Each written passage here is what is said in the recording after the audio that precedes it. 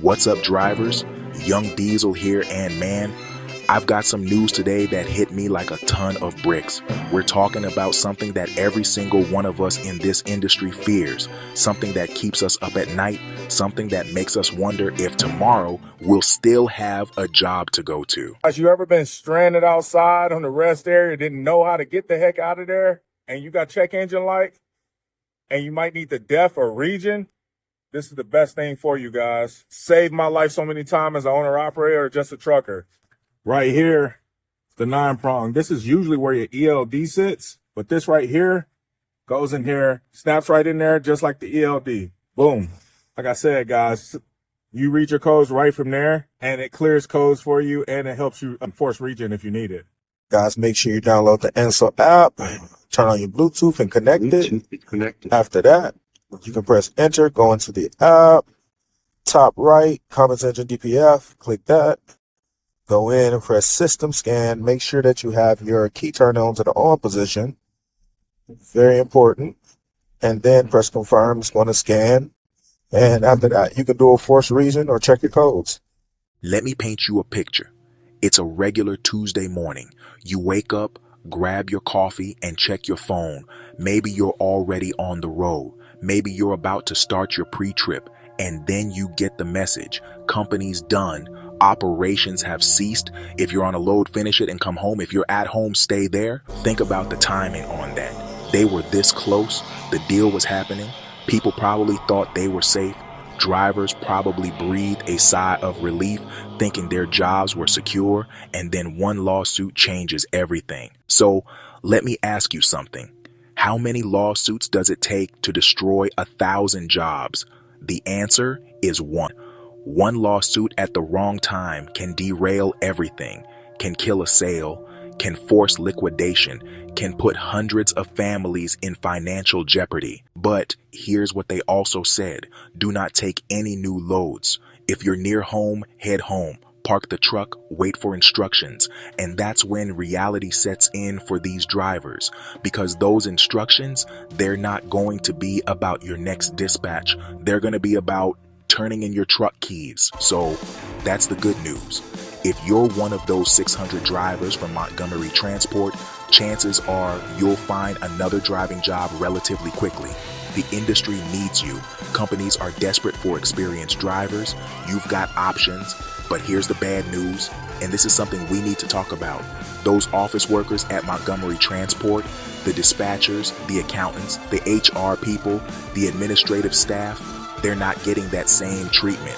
Nobody's knocking down their doors with job offers. The job market for them is much tougher, much more competitive, and that's one of those harsh realities of this industry. When a trucking company goes under, the drivers usually land on their feet because the demand is there, but everyone else, they're facing a much harder road ahead, and that's something worth thinking about. These are people who worked just as hard, who cared just as much, who showed up every day, but their path forward is much more uncertain. So, what can we learn from all of this? What does Montgomery Transport teach us about surviving in this industry? First, diversify your skills. Don't put all your eggs in one basket. If you're a driver, that might mean keeping your endorsements current, having your hazmat, your tanker, your doubles and triples, making yourself as marketable as possible. Because if the worst happens, you want to be the first one companies are calling. Second, keep your finances in order. I know that's easier said than done. I know this industry doesn't always pay what it should, but if possible, have an emergency fund, have something set aside, because this story shows us that you can lose your job overnight with zero warning. No 2 weeks notice, no gradual decline, just boom, it's over. Third, pay attention to the signs.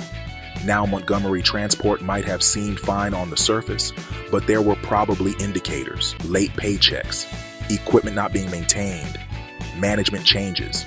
If you start seeing red flags at your company, don't ignore them. Start looking at your options before you're forced to. Fourth, network. Build relationships with other drivers. Stay connected to the industry, because when something like this happens, those connections are what help you land on your feet. The drivers who had strong networks are probably already getting calls about new positions. The ones who kept to themselves, they're starting from scratch. But here's the biggest lesson, and this is what I really want you to take away from this video. In this industry, loyalty is a two-way street. We give everything to these companies. We're away from our families. We miss birthdays and holidays. We drive through the night. We deal with weather and traffic and difficult customers. We pour our lives into this job. And most companies appreciate that. Most companies value their drivers. But at the end of the day, if the numbers don't work, if the lawsuits pile up, if the creditors say no, all that loyalty doesn't matter. The company will shut down and you'll be looking for work.